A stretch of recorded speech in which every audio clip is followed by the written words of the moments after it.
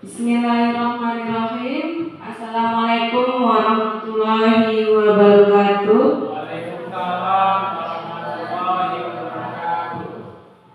Selamat siang Bapak Ibu Guru, salam dan bahagia.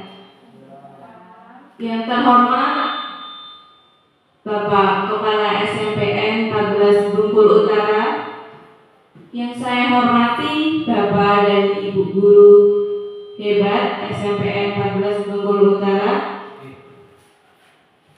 Pertama-tama marilah kita panjatkan puji syukur kehadirat Allah Subhanahu wa taala yang telah melimpahkan kepada kita semua, yaitu kesehatan, kekuatan, dan kesempatan sehingga kita dapat melaksanakan kegiatan dalam hal ini menyebarkan pemahaman dan penerapan pengalaman budaya positif.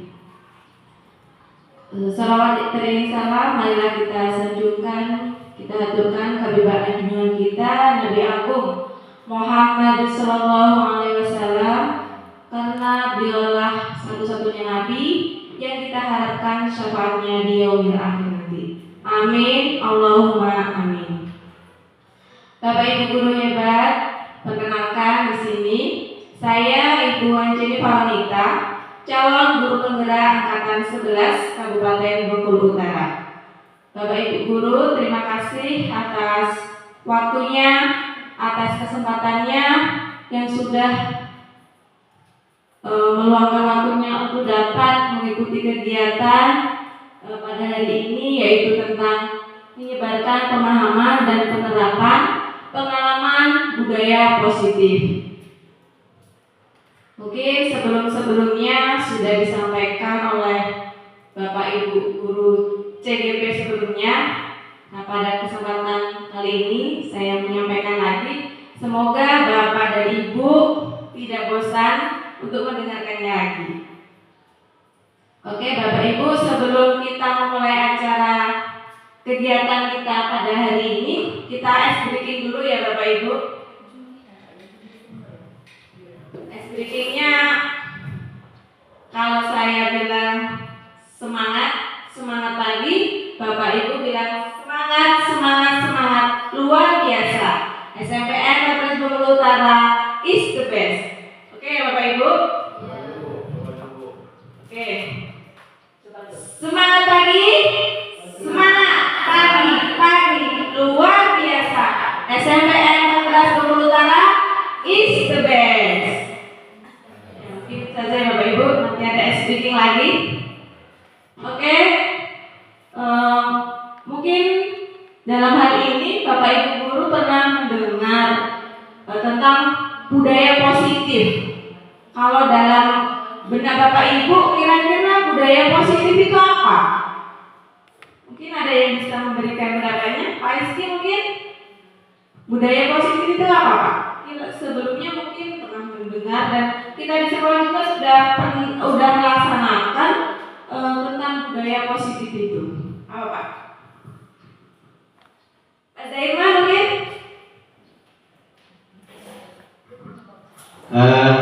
Coba menjawab atau ingin menjawab, ya mudah-mudahan tidak salah.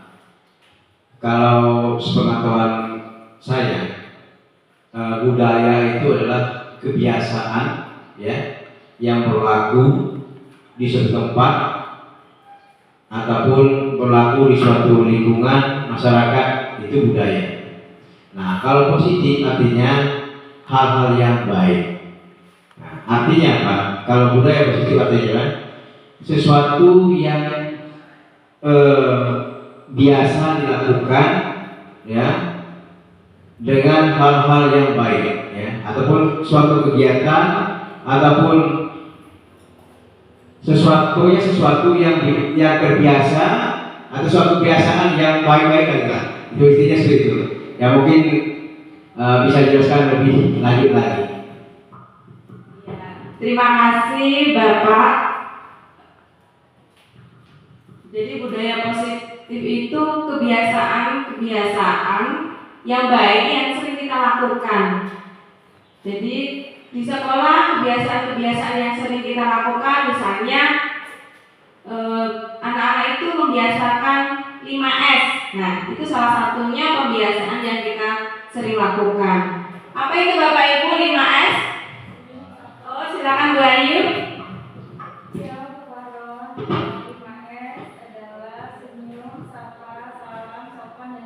Iya, terima kasih Bu Ayu. Jadi kebiasaan 5S itu yang kita sering terapkan dan sudah menjadi budaya positif di sekolah kita, terutama di SMPN 14 Pemburu Utara. Next, Pak. Nah, Bapak Ibu, ini perkenalkan saya dan Bapak Fasilitator saya, Bapak Salindra dan Ibu Winda. Nah, tadi sudah dijawab oleh Pak Zaiman ya, kalau budaya positif itu tentang kebiasaan-kebiasaan baik, kebiasaan-kebiasaan yang positif yang sering dan memang kita lakukan setiap harinya di sekolah kita. Nah, dalam konsep inti budaya positif itu Bapak Ibu ada salah satunya yaitu perubahan paradigma belajar. Kemudian ada disiplin positif, nilai-nilai kebajikan, kebutuhan dasar manusia. Kemudian ada motivasi perilaku manusia, posisi kontrol guru, keyakinan kelas, dan segitiga restitusi. Nah, budaya positif di sekolah yaitu nilai-nilai dan kebiasaan-kebiasaan sekolah yang berpihak pada peserta didik agar mereka dapat berkembang menjadi pribadi yang kritis, penuh hormat, dan bertanggung jawab. Jadi dalam kita menerapkan budaya positif ini membiasakan anak untuk bertanggung jawab tentunya ya Bapak Ibu. Nah, untuk perubahan paradigma di sini yaitu bahwa sekolah perlu menyediakan lingkungan yang positif, aman dan nyaman agar murid-murid mampu berpikir, bertindak dan mencipta dengan merdeka, mandiri dan bertanggung jawab. Hal ini dikaitkan dengan kontrol kita sebagai seorang guru. Nah, kontrol kita sebagai seorang guru bagaimana ketika kita menghadapi murid kita? Posisi kontrol kita yang seperti apa nantinya? Nah, nanti kita akan bahas tentang 5 posisi kontrol kita sebagai seorang guru. Nah, pembelajaran dengan paradigma baru ini dirancang berdasarkan prinsip pembelajaran berdiferensiasi sehingga di sini peserta didik belajar sesuai dengan kebutuhannya berdasarkan tahap perkembangan sesuai teori psikolog modern untuk mewujudkan profil pelajar Pancasila. Nah, profil pelajar Pancasila itu apa saja Bapak Ibu? Ya, yang pertama apa? Beriman dan bertakwa kepada Tuhan Yang Maha Esa dan berakhlak mulia. Kemudian berkebinekaan global, bergotong royong, kreatif dan bernalar kritis. Inilah profil pelajar Pancasila yang kita selalu tanamkan kepada anak didik kita, murid kita supaya menjadi pelajar yang selain berakhlak mulia dapat kreatif, berpikir kritis, mandiri, bergotong royong, seperti itu ya Bapak Ibu. Nah, kemudian perubahan paradigma menurut teori kontrol atau ilusi kontrol itu ada ilusi guru mengontrol murid, kemudian ilusi bahwa kritik dan membuat orang merasa bersalah dapat menguatkan karakter. Nah, ini sering ya dilakukan oleh murid kita ya Bapak Ibu. Kemudian ilusi bahwa semua penguatan positif, efektif dan bermanfaat. Ketika kita memberikan penguatan positif, tentunya akan memberikan manfaat kepada murid kita.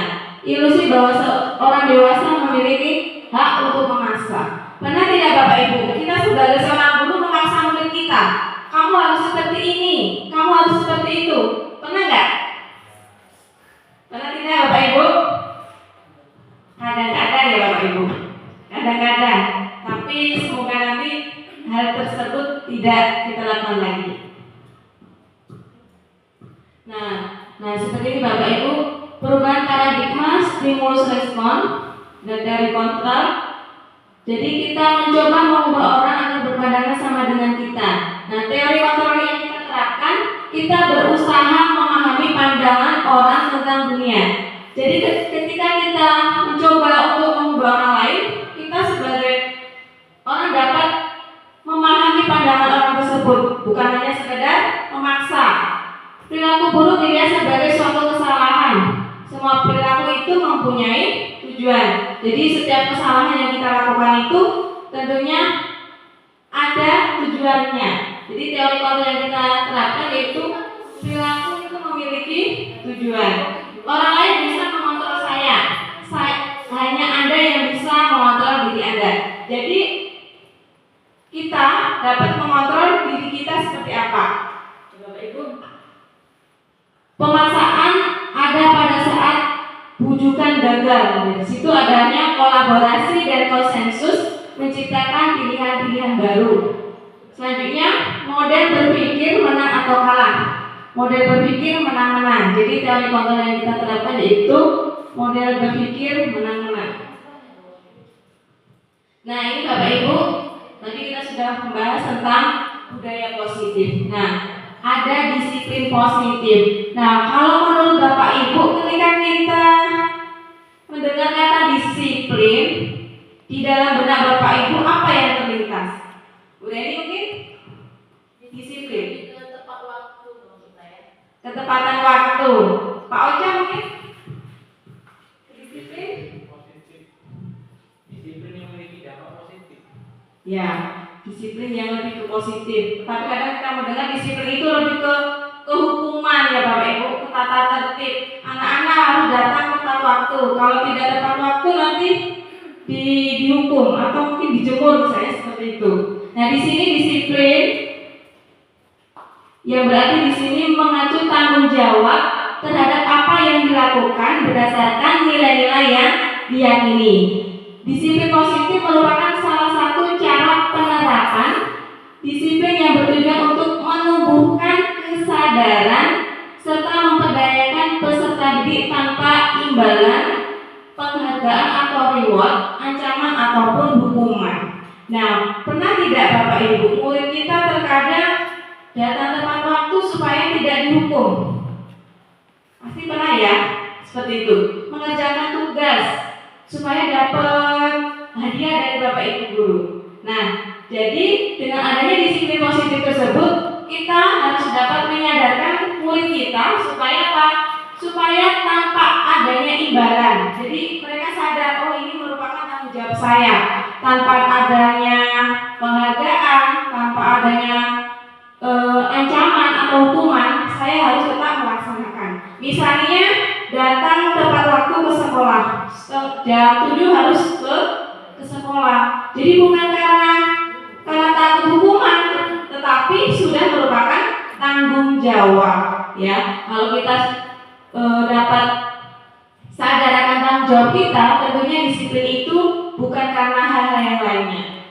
Nah, tujuan kita sebagai pendidik yaitu menciptakan peserta didik yang memiliki disiplin diri sehingga berperilaku mengacu kepada nilai-nilai kebajikan universal dan memiliki motivasi intrinsik, berarti motivasi dari diri sendiri, bukan atas orang lain, misalnya imbalan ataupun penghargaan, hukuman ataupun ancaman. Supaya apa Bapak Ibu? Supaya peserta didik itu dapat merubah perilakunya menjadi yang lebih baik dan lebih bertanggung jawab. Nah, ini nilai-nilai kebajikan. Nilai yang disepakati bersama lepas dari suku bangsa, agama, bahasa maupun latar belakangnya. Nah, ini contoh dari nilai kebajikan. Salah satunya yaitu profil pelajar Pancasila. Kemudian di situ ada PYP dari Primary Youth Program. Kemudian ada keterampilan hidup atau life skill. Jadi dari profil pelajar Pancasila kita dapatkan yaitu mengenai beriman dan bertakwa kepada Tuhan Yang Maha Esa, kemudian berkebinekaan global, gotong royong, mandiri, kreatif dan bernalar kritis. Nah, selanjutnya di situ nilai kebajikan yang bisa kita terapkan mengenai toleransi, rasa hormat, integritas, mandiri, menghargai, antusias, empati dan lain sebagainya. Kemudian keterampilan hidup life skill di situ bahwa ketika kita dapat menerapkan nilai kebajikan, kita dapat menerapkan dapat dipercaya. Kita dapat dipercaya, kemudian hati kita ini lurus, menjadi pendengar yang aktif dan tidak merendahkan orang lain. Oleh karena itu, kita harus dapat menerapkan nilai-nilai kebajikan itu kepada murid kita ya Bapak Ibu, supaya murid kita itu dapat memberikan hal yang terbaik untuk dirinya. Belajar bertanggung jawab seperti apa, menghargai orang lain, menghormati, kemudian empati kepada orang lain. Jadi nilai-nilai kebajikan itu dapat kita tanamkan kepada murid-murid kita, terutama di SMPN 14 Bungkul Utara. Nah, Bapak Ibu, ini ada kebutuhan dasar manusia. Nah, kita sebagai manusia itu tentunya mempunyai kebutuhan dasar.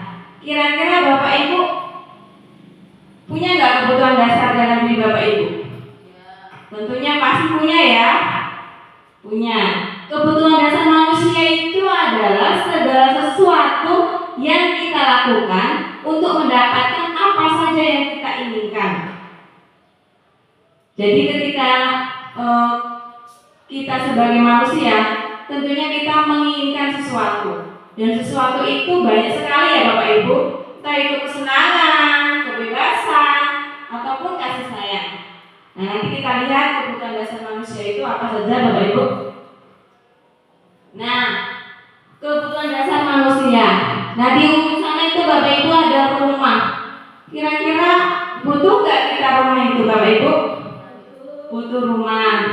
Nah, terus ada love ini. Love ini apa? Tentang love. Nah, benar sekali Bu Ayu. Cinta dan kasih sayang. Kalau yang lainnya mungkin nggak itu ya Bu. Tapi kalau ada love ini pasti semua orang sudah tahu. Cinta dan kasih sayang. Kita sebagai manusia ini sangat butuh sekali yang namanya cinta dan kasih sayang. Cinta dan kasih sayang itu bukan hanya untuk pacar saja ya Bapak Ibu, tetapi untuk orang-orang terdekat yang benar, istri, suami, anak, orang tua, itu adalah kebutuhan kasih sayang kita. Kita nggak mau kan Bapak Ibu dibenci sama orang? Pasti tidak mau. Pasti kita butuhnya kasih sayang. Terus ini gambar orang yang dibenci. Kira-kira apa namanya Bapak Ibu? Bapak Ibu pengen apa? Selain kebutuhan dasar cinta dan kasih sayang, apa? Yang orangnya nggak seperti ini. Nah, kebebasan. Kira-kira siapa di sini Bapak Ibu yang butuh kebebasan? Ya, benar sekali. Pasti kita butuh kebebasan ya Bapak Ibu. Tidak mungkin kita ini di dalam rumah terus. Pasti pengen sekali-kali refreshing. Terus ada yang pakai topi itu apa Bapak Ibu? Yang pakai topi. Kira-kira kebutuhan apa Ibu? Gaya itu berkaitan dengan apa kebutuhannya? Hidup berkelanjutan. Apa? Bu Selvi mungkin? Iya Bu Guru, silakan. Bu Selvi apa? Ada gambar seorang yang pakai topi terus apa itu? Pakai kacamata ya? Itu kira-kira apa? Nah, shopping itu biasanya berkaitan dengan apa? Kebutuhan dasar kita. Kesenangan. Bapak Ibu senang nggak kalau diajak ke mall? Oh, senang banget ya kan? Kalau diajak makan di restoran yang mewah, senang. Kalau masaknya misalnya di rumah tempe, tiramisu, kira-kira bosan tidak? Bosan. Nah, pasti kita sebagai manusia itu butuh yang namanya kesenangan. Meskipun hanya sekali ya Bapak Ibu. Terus yang ini, yang orang pakai baju putih ada kacamata itu apa? Ya, prestasi itu berkaitan dengan apa? Apa Bu? Bu Reni? Yang pakai baju putih ini kira-kira apa? Ya, penghargaan berkaitan dengan penghargaan. Ya, kita lihat Pak Rizky, benar nggak? Oh ya, rumah kita pasti sangat sekali membutuhkan yang namanya rumah. Untuk apa Bapak Ibu? Untuk bertahan hidup, makan, pakaian, tempat tinggal, keamanan dan kesehatan. Kasih sayang dan rasa diterima, tentunya itu sama sekali kita butuhkan. Tanpa adanya kasih sayang, sepertinya kita ini tidak diterima, seperti tidak diterima ya Bapak Ibu, kayaknya dibenci atau tidak dihargai seperti itu. Jadi kita itu ada dipedulikan ya seperti itu. Kemudian penguasaan itu harga diri, keinginan untuk dianggap, memimpin, berprestasi, diakui ataupun didengar. Nah, kebebasan tentunya kita juga ingin bebas. Bebas di sini apa? Mandiri, misalnya memiliki pilihan, mencoba hal yang baru, mampu mengendalikan arah dirinya. Jadi ketika kita ingin bebas, tentunya kita ingin mencoba hal-hal yang baru yang belum pernah kita lakukan. Kemudian senang atau kesenangan, misalnya bermain, humor, antusiasme, kemudian tertawa. Tertawa saja itu sudah senang ya Bapak Ibu, daripada kita menangis. Senang menangis atau senang tertawa? Tertawa. Ya. Apa Pak? Ya, tertawanya jangan berlebihan. Nanti ujung-ujungnya apa? Menangis. Jadi kesenangan di sini harus sesuai dengan hal-hal yang positif, jangan yang negatif. Misalnya di kafe yang sebenarnya tidak baik, jangan kita lakukan. Jadi hal-hal kesenangan, kebebasan itu yang ke arah yang positif. Nah, motivasi perilaku manusia ini biasanya ya Bapak Ibu, untuk menghindari ketidaknyamanan atau hukuman, itu biasanya motivasi yang ada dalam diri kita itu adalah motivasi apa? Eksternal. Itu di luar ya. Untuk mendapatkan imbalan atau penghargaan dari orang lain, itu adalah motivasi eksternal. Untuk menjadi orang yang mereka inginkan dan menghargai diri sendiri dengan nilai-nilai yang mereka percaya, itu lebih ke motivasi internal. Jadi kita sebagai manusia harus dapat menerapkan atau menanamkan nilai-nilai kebajikan, nilai-nilai yang lebih positif itu ke dalam diri kita. Jangan karena ada imbalan atau karena hukuman atau karena ketidaknyamanan, misalnya ketika kita datang terlambat karena takut dihukum atau takut dengan kepala sekolah misalnya. Nah, itu lebih ke eksternal. Tetapi kalau dalam diri kita, karena ingin bertanggung jawab terhadap tugas kita, itu motivasi perilaku manusia. Ada motivasi internal yang ada dalam diri kita, dan motivasi eksternal itu di luar dari diri kita. Karena ada hal atau sesuatu yang imbalannya. Itu ya Bapak Ibu, kalau motivasi dari perilaku manusia. Nah, kemudian di sini ada hukuman, konsekuensi dan restitusi. Hukuman. Bapak Ibu pernah nggak menghukum murid kita? Pernah? Pernah. Hukuman itu tidak terencana atau tiba-tiba murid tahu atau apa yang terjadi, bersifat satu arah, berupa hukuman fisik atau psikis. Jadi hukuman itu biasanya anak itu terkadang tidak tahu apa yang akan kita lakukan. Nah, kira-kira hukuman yang kita pernah lakukan, kira-kira hukuman apa Bapak Ibu? Keliling lapangan misalnya. Pernah nggak kita melakukan itu? Pernah. Itu termasuk hukuman apa? Fisik. Nah, ketika anak melakukan kesalahan, tentunya ada konsekuensi. Konsekuensinya tadi ya hukuman tadi ya Bapak Ibu. Misalnya kalau dalam pelajaran penjas misalnya disuruh apa?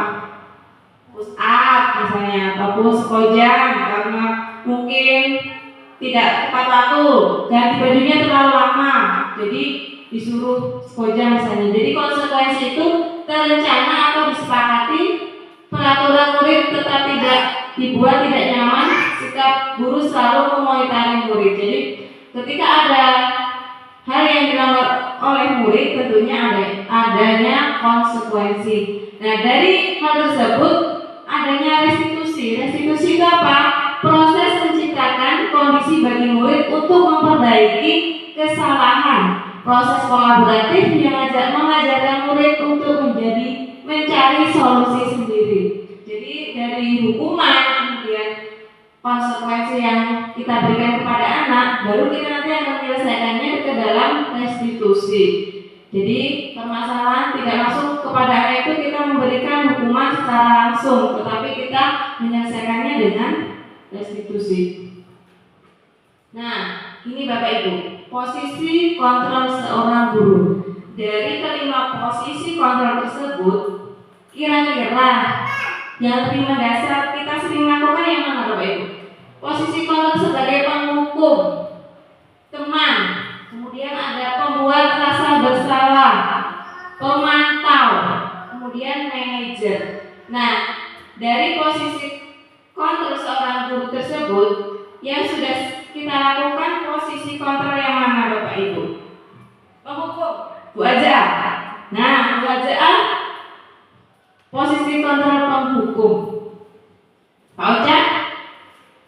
Kalau saya itu sepertinya semuanya itu dalam satu guru. Itu pasti hampir semuanya punya. Iya, benar. Ketika kita dalam keadaan mungkin tidak ada sedikit terkontrol, mungkin pernah kita jadi penghukum. Terkadang kita juga pernah menjadi teman. Membuat kita bersalah, pun kita pernah melaksanakan. Itu dalam satu. Ini saya tidak bisa tidak bisa memilih Salah satunya ya Pak. Jadi tergantung kondisi ya. Iya. Jadi semua posisi kontrol itu sudah pernah kita lakukan ya Bapak Ibu. Ya, jadi entah itu sebagai penghukum, sebagai teman, sebagai pembuat rasa bersalah, sebagai pemantau ataupun sebagai manajer. Jadi kelima posisi kontrol ini sudah kita lakukan. Nah, dari kelima ini tergantung kondisinya. Di mana kita sebagai teman atau sebagai pemantau ataupun sebagai pembuat rasa bersalah ataupun manajer. Nah, menurut Bapak Ibu, dari posisi kontrol seorang guru, kelima posisi ini, kira-kira yang menurut Bapak Ibu paling baik itu posisi kontrol yang mana? Menurut Bapak Ibu? Iya, benar sekali Bu Ayu. Sebagai manajer. Next Pak. Nah, jadi kita sebagai seorang guru harus dapat menerapkan posisi kontrol kita sebagai seorang manajer. Jadi kalau kita sebagai seorang manajer tidak hanya menghukum saja, ya. Jadi harus bisa, benar yang dikatakan oleh Pak Ojan tadi, tergantung situasi dan kondisi. Tetapi di sini mana kita belajar untuk menerapkan posisi kontrol kita sebagai seorang manajer. Karena posisi kontrol sebagai seorang manajer itu yang lebih baik ya Bapak Ibu. Jadi selain ke hal yang tadi. Jadi mari kita menerapkan posisi kontrol kita yang manajer. Karena kalau kita menghukum biasanya kalau kita anak murid itu biasanya kalau dihukum nggak mungkin kan, matanya nggak kelopak. Nah, pasti kalau menghukum anak pasti dengan nada yang agak menakutkan, dengan mata yang ngotot, mungkin seperti itu. Kenapa? Supaya murid kita ini takut. Ya, itu. Ada nggak Bapak Ibu? Kalau menghukum anak matanya melotot atau menjam? Nggak ada kan? Pasti sangat seperti itu. Nggak mungkin matanya sedikit ya Bapak Ibu. Nah, pembuat rasa bersalah. Jadi kalau guru itu jangan lakukan ini ya nak, demi ibu. Pasti kadang kalau kita sudah seperti itu, pasti murid kita ini merasa bahwa dia ini merasa bersalah. Seperti itu. Kalau sebagai teman, jadi kita itu memberikan posisi teman. Apa yang kalian lakukan ya, silakan kalian lakukan. Ini demi ibu. Jadi kita ini seperti memohon seperti itu Bapak Ibu. Kemudian sebagai pemantau, jadi peraturan yang sudah dilakukan, nah kita di sini memantau anak yang melakukan kesalahan. Jadi ya bukan yang sekedar dihukum saja, tetapi di sini posisinya memantau. Nah, sebagai manajer ini ya dari keempat itu bisa kita terapkan ke manajer. Jadi posisinya yang lebih ke tengah. Nah, seperti ini Bapak Ibu. Ini ada pernyataan-pernyataan. Saya kecewa sekali dengan kamu. Nah, ini biasanya apa? Membuat orang merasa bersalah. Kamu tidak pernah benar melakukannya. Jadi seolah-olah kita ini menyalahkan murid bahwa murid itu tidak pernah melakukan hal yang benar. Nah, posisi itu sebagai apa? Kita ini sebagai penghukum. Ayolah lakukan demi bapak atau ibu. Itu sebagai apa? Sebagai teman. Apakah kamu mau mendapatkan stiker bintang hari ini? Jadi kita lebih memantau ya, lebih memantau. Bagaimana kamu bisa menyelesaikan masalah ini? Jadi memberikan tanggung jawab kepada murid. Jadi di sini posisi kita adalah sebagai manajer. Kamu selalu yang paling terakhir. Nah, ini sebagai penghukum. Nah, ini Bapak Ibu ada studi kasus. Mungkin Bapak Ibu bisa membacanya, kelihatan kan? Nah, di situ ada kasus Ibu Dani sedang menjelaskan pelajaran bahasa Inggris di papan tulis. Namun beliau memperhatikan bahwa Fajar malah tidur-tiduran. Ini sering ya Bu? Ada nggak murid kita yang seperti itu? Ada. Dan tampak acuh-acuh pada pelajarannya. Fajar coba jawab pertanyaan nomor 3. Maju ke depan dan kerjakan di papan tulis. Fajar pun tampak malas-malasan maju ke depan. Dan sampai di depan papan tulis pun Fajar hanya diam terpaku sambil memegang buku bahasa Inggrisnya dan memainkan spidol di tangannya.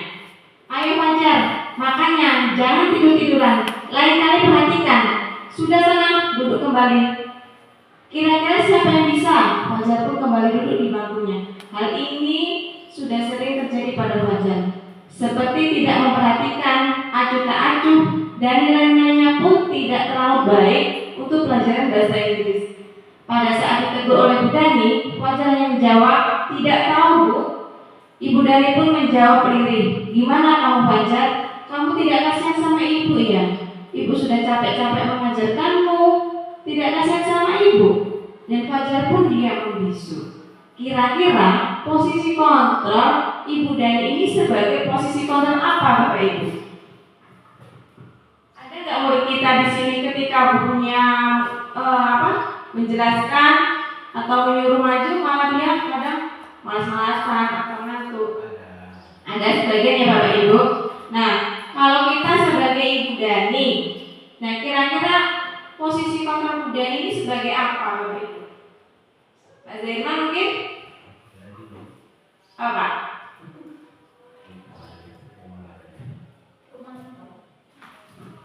Pak Ocha? Di bawah itu ada Bapak Ibu. Gimana kamu Fajar?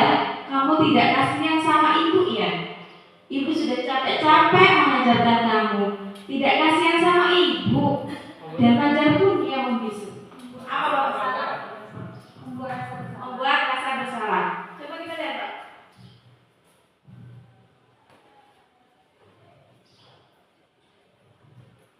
Sebagai apa tadi Bapak Ibu? Sebagai man. Jadi, nah ini juga ada contoh penerapan 5 posisi kontrol Bu tadi. Nah kalau yang tadi itu sebagai apa Bapak Ibu?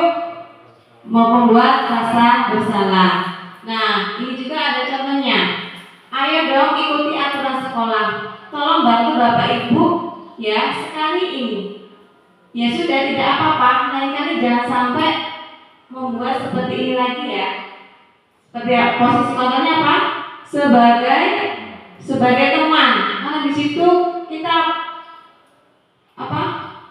menyuruh anak untuk melakukan hal tersebut.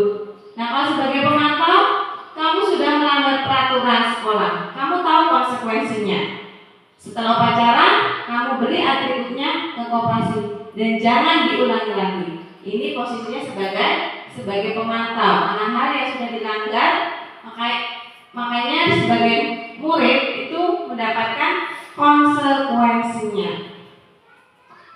Nah, ini Bapak Ibu, contoh penerapan 5 posisi kontrol seorang guru. Hormat bendera selama 1 jam. Pernah nggak kita menyuruh anak kita, Bapak Ibu? Tidak ya?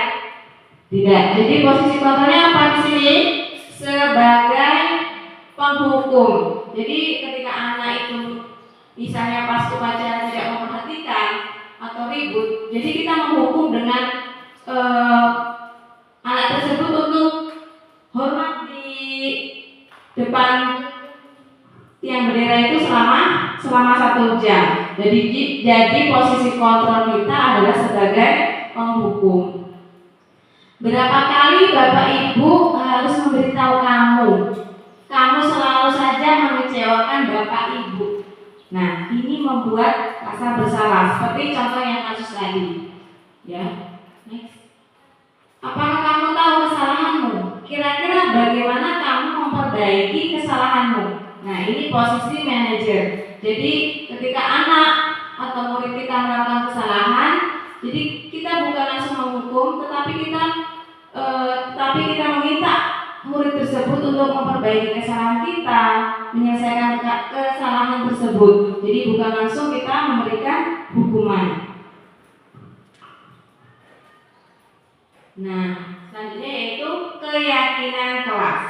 Mungkin Bapak Ibu sudah membuat keyakinan kelas di kelas masing-masing ya. Nah, mengapa keyakinan kelas bukan peraturan kelas? Kenapa Bapak Ibu? Kenapa harus keyakinan kelas bukan peraturan kelas? Mungkin ada yang bisa bantu menjawab? Dulu sih mungkin. Kenapa harus keyakinan kelas? Kenapa bukan peraturan kelas?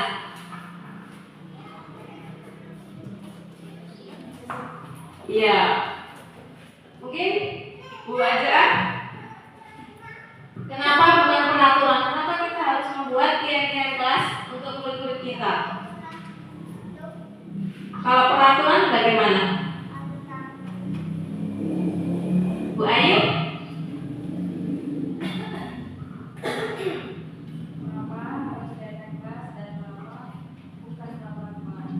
Kalau keyakinan kelas biasanya lebih ke bagaimana itu positif dan dia tidak memaksa, jadi kesadaran diri. Itu budaya positifnya. Kalau peraturan kelas itu biasanya dari cara pembuatannya pun biasanya itu hanya pihak, misalnya ada silakan lebih memaksa. Kalau keyakinan kelas lebih ke kesepakatan bersama atau kolaborasi. Ini ada tambahan dari video Oja? Kenapa keyakinan kelas? Mengapa bukan peraturan kelas? Menurut saya kalimat keyakinan itu merupakan hal yang harus diyakini oleh seluruhnya, oleh peserta didik maupun guru. Jadi kalau yang sudah namanya keyakinan kan semuanya harus yakin, itulah yang disepakati oleh mereka. Sedangkan kalau yang namanya peraturan itu kan kata dasarnya berarti aturan. Ya, kalau aturan itu kan masih banyak yang melanggar. Karena apa? Karena belum diyakini. Sedangkan kalau yang namanya keyakinan itu sudah pasti semuanya sudah yakin dengan aturan tersebut dan sudah disepakati bersama. Seperti itu.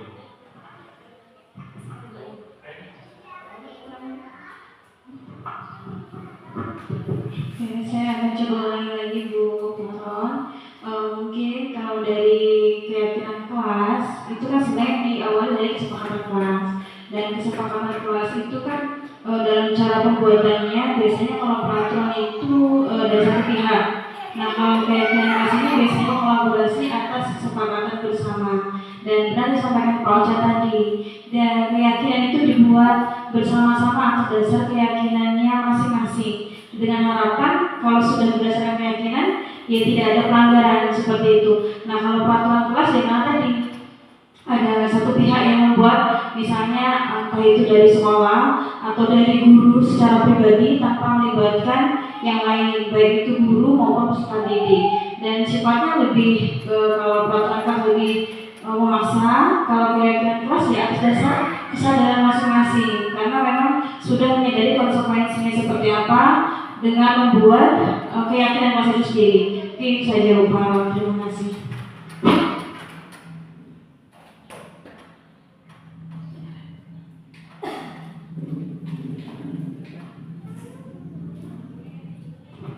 Ya, benar sekali Bu Ayu dan Pak Ocha sudah menyampaikan pendapatnya yang sangat luar biasa sekali. Ya, benar sekali, kalau keyakinan kelas itu biasanya berdasarkan kesepakatan bersama, dan lebih keyakinan kelas itu mengenai keyakinan mengenai nilai-nilai kebajikan. Ya, jadi lebih ke nilai-nilai kebajikan yang kita yakini secara bersama-sama, utama kepada murid kita, mengenai misalnya bertanggung jawab, disiplin, kemudian peduli, seperti itu. Nah, pembentukan keyakinan kelas ini bersifat abstrak, berupa pernyataan positif sedikit saja agar mudah dipahami sesuai dengan kondisi kelas dan sekolah, sehingga mudah diterapkan semua warga sekolah atau warga kelas, dilibatkan saat membuat keyakinan kelas.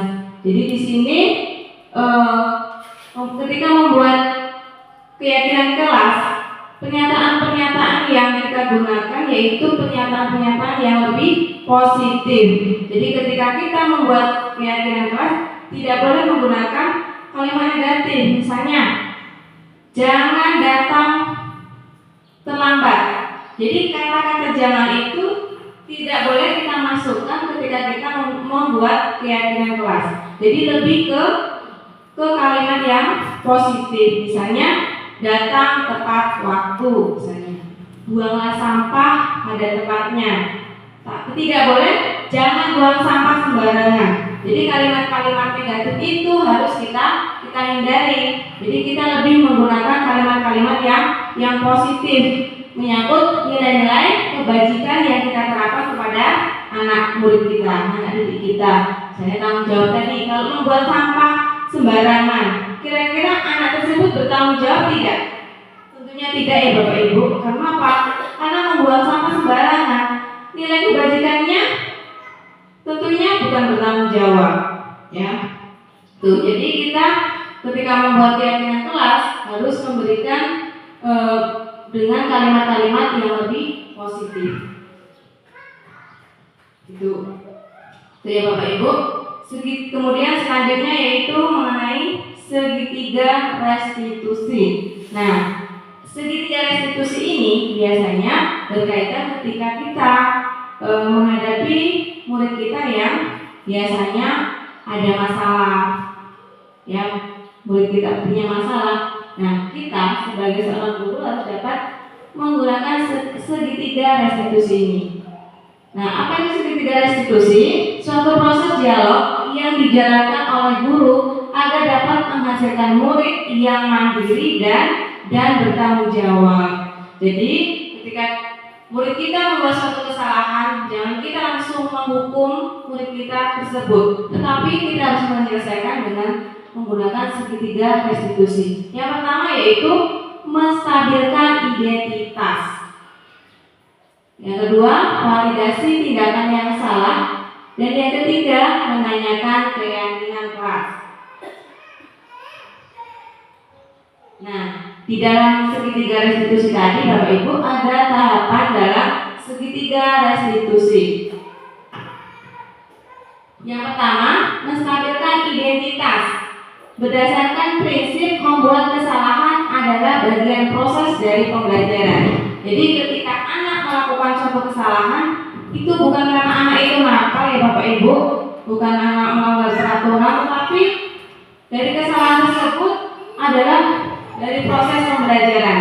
Misalnya anak yang nakal, anak yang terlambat. Jadi dengan dia melakukan kesalahan tersebut itu sebagai pembelajaran.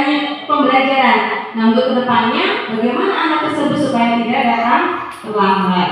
Nah, bagaimana berbuat salah itu wajar. Nah, kita sebagai manusia tentunya pernah melakukan yang namanya salah. Begitu juga dengan murid kita ini juga manusia. tentunya pernah melakukan kesalahan, dan ketika melakukan salah itu adalah hal yang wajar. Nah, ketika kita ada ribut yang melakukan kesalahan, boleh kita menggunakan segitiga restitusi itu, Bapak Ibu. Jadi dengan cara menanyakan atau menstabilkan apa yang mereka lakukan. Tidak ada manusia yang sempurna. Benar sekali, manusia itu tidak ada yang sempurna. Bapak Ibu juga pernah melakukan itu. Jadi bagaimana ketika kita menghadapi murid kita melakukan kesalahan itu, bukan langsung kamu salah, menyalahkan seperti itu, tetapi kita melihat dulu kesalahan itu dari mana, ya Bapak Ibu. Jadi mencari solusi terbaiknya. Jadi kita menenangkan diri anak tersebut supaya kita bersama-sama dapat mencari solusinya. Nah, ini salah satu yang pertama, menstabilkan identitas. Jadi bukan langsung kita menghakimi anak kita, kamu salah, kamu ini nggak becus. Jadi tidak boleh seperti itu ya Bapak Ibu. Jadi kita mencari solusi dulu dari permasalahan yang dilakukan oleh murid kita. Validasi tindakan yang salah. Validasi tindakan yang salah ini berdasarkan prinsip setiap perilaku berupaya memenuhi suatu kebutuhan tertentu. Nah, ketika murid kita melakukan sesuatu, tentunya punya alasan ya Bapak Ibu. Kenapa bisa melakukan hal tersebut? Misalnya, anak itu datang terlambat, pasti punya alasan. Kenapa bisa datang terlambat? Karena tidurnya larut malam. Kenapa? Mungkin main game. Nah, pasti punya alasannya. Nah, seperti ini contohnya. Kamu pasti punya alasan mengapa melakukan hal itu. Padahal kamu bisa melakukan yang lebih buruk dari ini ya. Kamu patut bangga karena telah melindungi sesuatu yang penting buatmu. Kamu melakukannya karena mempertahankan sesuatu yang penting bagimu. Jadi ketika anak melakukan kesalahan, kita harus mencari tahu dulu alasannya. Kenapa kok bisa melakukan hal itu? Misalnya anak-anak kita ini sering bolos misalnya. Kenapa bisa membolos? Pasti kita mencari tahu dulu. Jangan langsung kita memberikan hukuman, ya Bapak Ibu. Jadi kita sebagai seorang guru mencari tahu kenapa kebutuhan tersebut tidak terpenuhi, alasannya apa. Nah, itu. Nah, setelah kita sudah berkaitan tadi dengan kedua hal tadi, kita menanyakan keyakinan kelas yang sudah pernah disepakati. Berdasarkan prinsip teori Kotter bahwa pada dasarnya kita termotivasi secara intrinsik. Jadi anak sudah melakukan kesalahan, kita tanya, terus mencari solusinya, terus kemudian kenapa bisa melakukan tersebut. Nah, baru kita menanyakan keyakinan yang sudah disepakati, terutama keyakinan kelas. Misalnya di sini keyakinan apa yang sudah disepakati, ataupun keyakinan apa yang sudah dilanggar, misalnya seperti itu. Nah, gambaran seperti apa keyakinan yang ideal menurutmu, misalnya seperti itu. Jadi kita boleh menanyakan keyakinan yang sudah kita sepakati di kelas. Nah, kita tanyakan kepada anak itu, kenapa kamu datang terlambat? Kamu melanggar keyakinan apa, misalnya? Jadi tidak disiplin atau mungkin tidak bertanggung jawab. Jadi seperti itu. Supaya apa? Supaya anak murid kita itu tahu nilai-nilai kebajikan yang sudah pernah disepakati. Nah, ini kemarin saya sudah menerapkan segitiga restitusi bersama dua murid saya kemarin. Itu ada bersama dengan Aziz dan Novita. Nah, kasus yang pertama Aziz ini, dia itu tidak mengerjakan tugas. Alasannya apa? Alasannya karena tidurnya larut malam. Nah, sampai di sekolah si Aziz ini kawannya mengerjakan tugas, malah dia enak-enak tiduran di kelas. Nah, jadi saya di situ bersama Aziz mencari solusinya supaya kedepannya si Aziz ini tidak bangun kesiangan dan ada tugas dikerjakan, bukan tidur-tiduran. Jadi nilai-nilai dari kebajikan yang nantinya bisa diperbaiki oleh asli yaitu nilai bertanggung jawab. Kemudian Novita. Nah, Novita ini dia ini mencontek ketika ujian semester. Kenapa bisa mencontek? Nah, saya tanya, kenapa bisa mencontek? Karena soalnya sangat sulit. Jadi dia ketika di dalam kelas itu membawa catatan-catatan kecil. Nah, ketika mencontek, Bapak Ibu guru pengawas di kelasnya itu tahu kalau dia ini membawa catatan kecil. Nah, di sini saya bersama Novita ini mencari solusinya supaya ke depannya hal tersebut tidak terjadi lagi. Nah, Novita harus mengingat keyakinan kelas yang sudah disepakati, yaitu harus jujur. Meskipun nilainya berapapun harus jujur. Yang penting itu adalah hasil sendiri, bukan contekan. Dan kedepannya Novita tidak boleh mencontek lagi dan tidak akan mencontek lagi. Nah, ini penerapan segitiga restitusi yang kemarin sudah saya lakukan bersama dengan Aziz dan Novita, Bapak Ibu. Nah, yang kembali saja. Nah, kita ice breaking dulu ya Bapak Ibu. Kita ice breaking dulu.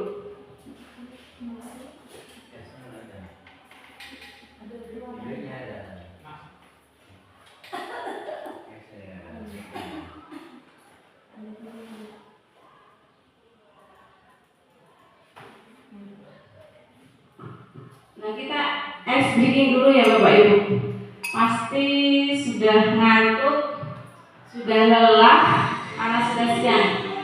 Boleh Bapak Ibu berdiri? Boleh berdiri Bapak Ibu? Masuk gapai bintang, tangan ke samping, burung yang terbang. Depan tiga berenang, tujuh yang lagi siap berdoa.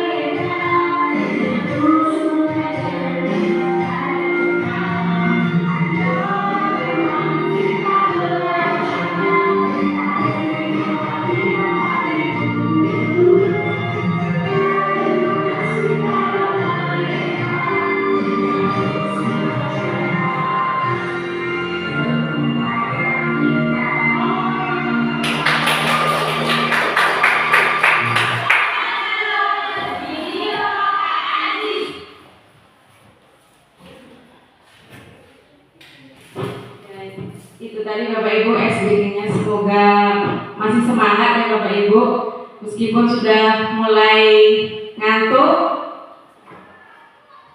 semoga tidak ngantuk lagi. Nah, kita refleksi dulu Bapak Ibu dari yang sudah tadi kita pelajari. Kamu tidak pernah mendapat nilai jika tidak mengerjakan tugas. Kira-kira posisi kontrol apa kita sebagai guru Bapak Ibu? Kamu tidak pernah mendapatkan nilai jika tidak mengerjakan tugas. Apa Bu Reni? Apa? Apa? Manajer. Nah, Pak Musi manajer. Bu Reni apa?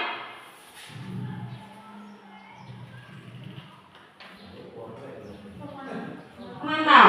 Nah, kita lihat Pak. Nah, benar sekali Bu Reni. Jadi kita sebagai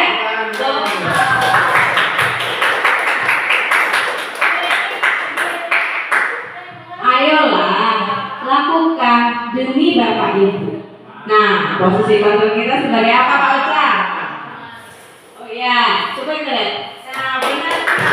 Jadi posisi kita sebagai apa? Sebagai teman. Nah, itu saja Bapak Ibu yang dapat saya sampaikan. Apabila terdapat banyak kesalahan, kekurangan, dan kekeliruan, saya mohon maaf yang sebesar-besarnya, dan kepada Allah saya mohon ampun. Saya akhiri. Wassalamualaikum warahmatullahi wabarakatuh.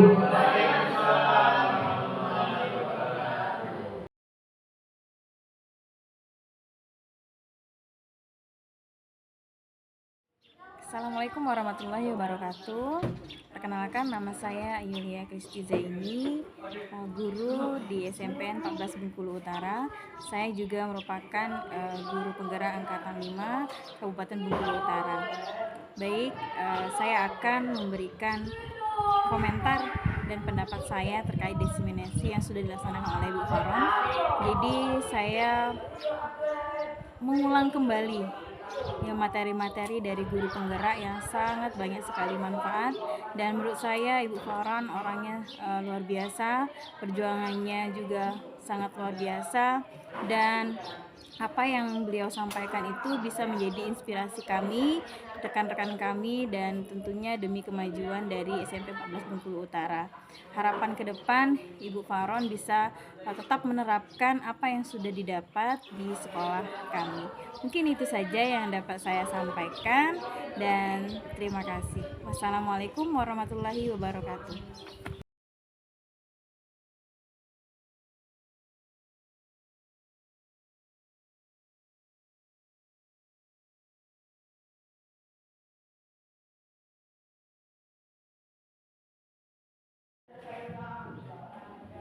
Assalamualaikum warahmatullahi wabarakatuh. Waalaikumsalam warahmatullahi wabarakatuh. Selamat siang semuanya. Siang, Bu. Bagaimana kabarnya hari ini? Baik, Bu. Alhamdulillah. Hari ini ada yang tidak masuk? Alhamdulillah ya, semuanya masuk. Jadi meskipun sudah siang, kita tetap semangat.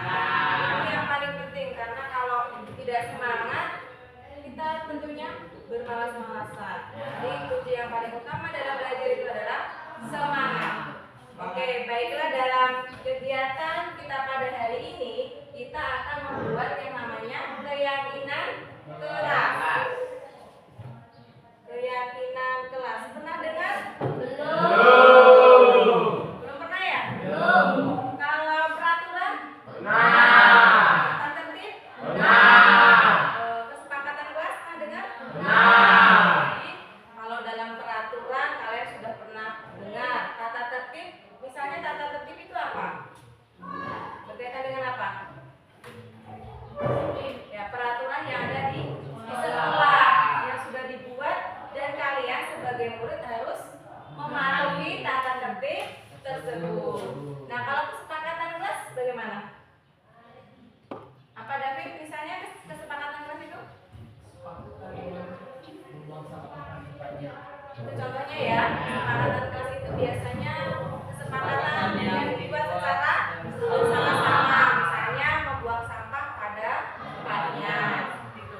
Jadi kalau keyakinan kelas itu apa?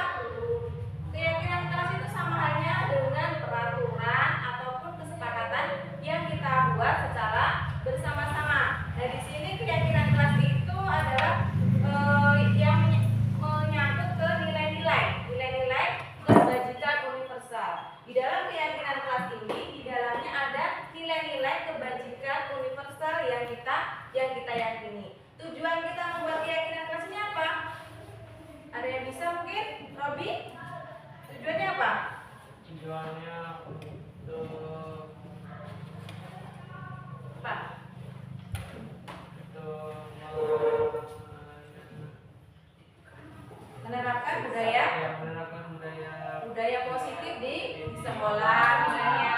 Terus kemudian nilai-nilai profil Pancasila. Dengan kita membuat sebuah keyakinan kelas, tentunya kita dapat menerapkan budaya positif yang ada di sekolah kita.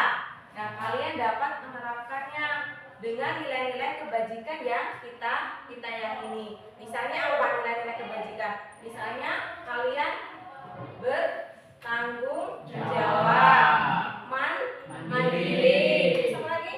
Jujur, apa lagi? Disiplin, apa lagi? Kerjasama, apa lagi? Rampil banyak ya. Kemudian ada juga ketika datang terlambat. Berarti kita harus supaya tidak datang terlambat supaya harus disiplin. Datangnya harus tepat waktu. Itu supaya apa diri kita belajar bertanggung jawab dalam menghargai waktu. Sering nggak kalian datang terlambat? Supaya kalian tidak datang terlambat harus apa? Harus bangun pagi-pagi dengan menerapkan nilai-nilai kebajikan universal yaitu bertanggung jawab. Oke, jadi dengan kita membuat sebuah keyakinan kelas, kita dapat menerapkan budaya positif yang ada di sekolah kita, terutama di SMPN 14 Bengkulu Utara. Jadi budaya positif yang sering kita lakukan, kebiasaan-kebiasaan positif yang sering kita lakukan, itulah yang akan kita terapkan. Sebagai murid, kita harus dapat menerapkan budaya yang lebih positif. Jangan sampai kita sebagai murid budaya yang negatif yang kita terapkan. Misalnya yang sering tidak mengerjakan tugas. Kira-kira ada nggak kalian tidak mengerjakan tugas? Ada. Nah, dengan kita membuat keyakinan kelas, kita jadi lebih bertanggung jawab. Harus kita terapkan dalam diri kita supaya kalian sebagai murid dapat menjadi murid yang mandiri. Kemudian apa?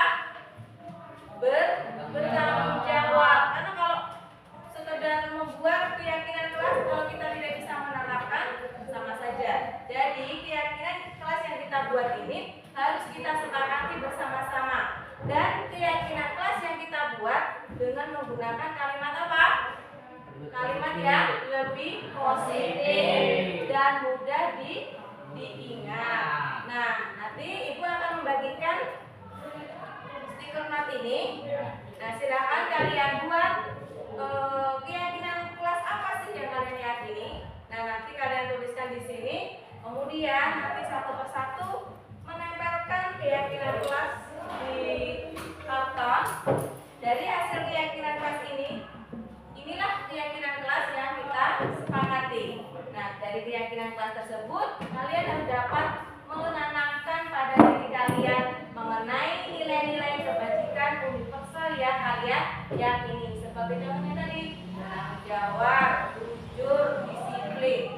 Nah, itu harus dapat kalian terapkan dalam diri kalian. Oke, sekarang ada yang bertanyakan? Tidak. Paham ya? Tidak. Gunakanlah kalimat-kalimat yang lebih apa tadi? Tidak boleh menggunakan kalimat yang negatif. Contohnya apa? Kalimatnya negatif. Jangan. Ya. Jadi jangan gunakan kata yang kalimat yang negatif. Gunakan kalimat yang lebih Positif. Oke, Ibu akan bagikan stiker mapnya. Nanti silakan kalian tuliskan.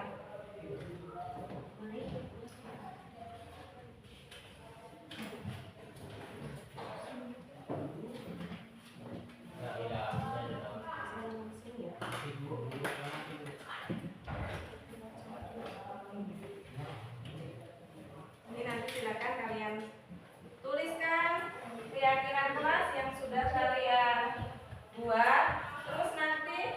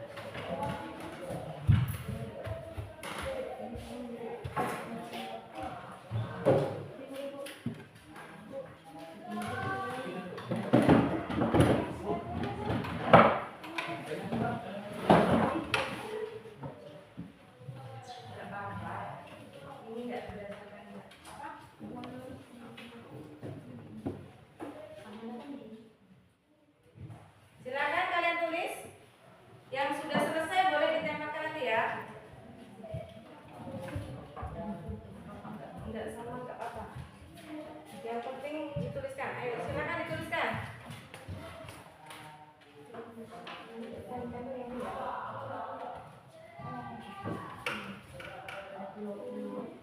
Ya. Ya, silakan David. Gengsi ya. Gak apa-apa yang penting ditulis. Ayo, David sudah selesai. Apa si Yoga?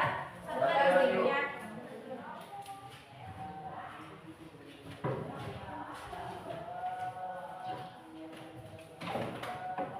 Ayo, si siapa? Putri. Silakan selanjutnya. Ya sudah, boleh dituliskan ke depan. Dan ditempel ke depan ya. Stiker mapnya.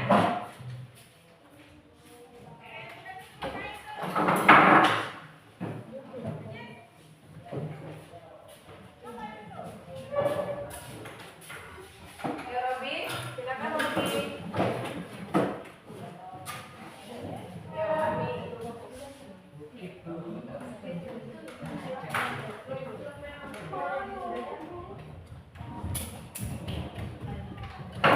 Satu dah.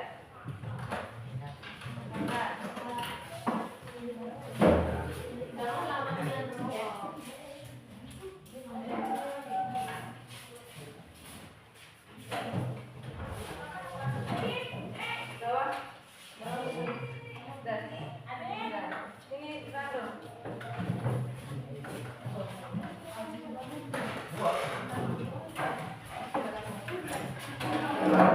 Ayo siapa yang belum silakan.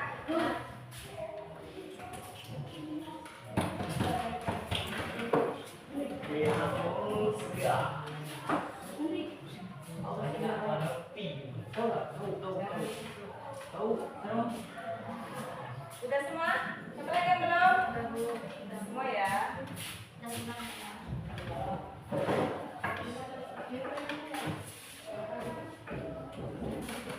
Oke, jadi Oke.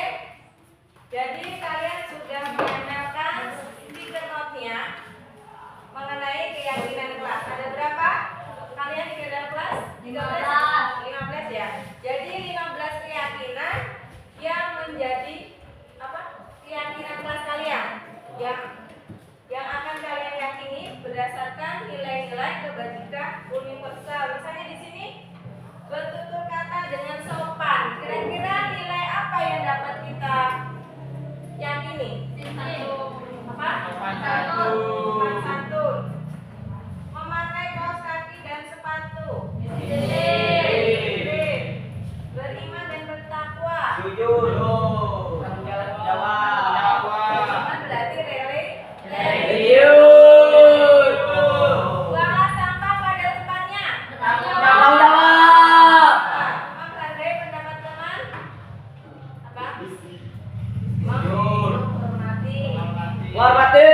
Menjaga ketertiban kelas. Apa? Tanggung jawab. Tanggung jawab. Makan di luar kelas. Disiplin. Tanggung jawab ya. Kurang disiplin. Sebuah komitmen kalian. Ya. Terus berpakaian rapi. Disiplin. Tanggung jawab juga ya. Karena dengan kita memakai baju rapi, kemudian itu sudah merupakan tanggung jawab kalian dan dapat kita menerapkan kedisiplinan kita. Menggunakan sepatu, kaos kaki, itu disiplin dan merupakan tanggung jawab kita.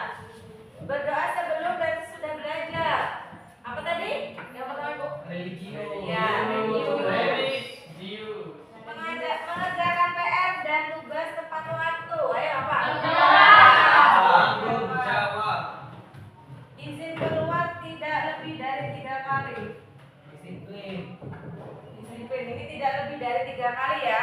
Ya. Tidaknya dibuang nih. Menghormati teman. Apa? Sikap menghormati. Jadi Ibu harap keyakinan kelas yang sudah kalian yakini dengan nilai-nilai kebajikan universal, Ibu harap kalian dapat menerapkan dalam diri kalian ya. Dan kita juga di sekolah dapat menerapkannya karena dengan keyakinan tersebut kita dapat menerapkan budaya-budaya positif yang ada di sekolah kita. Jadi budaya positif itu yang harus kita gunakan, yang kita yakini ya.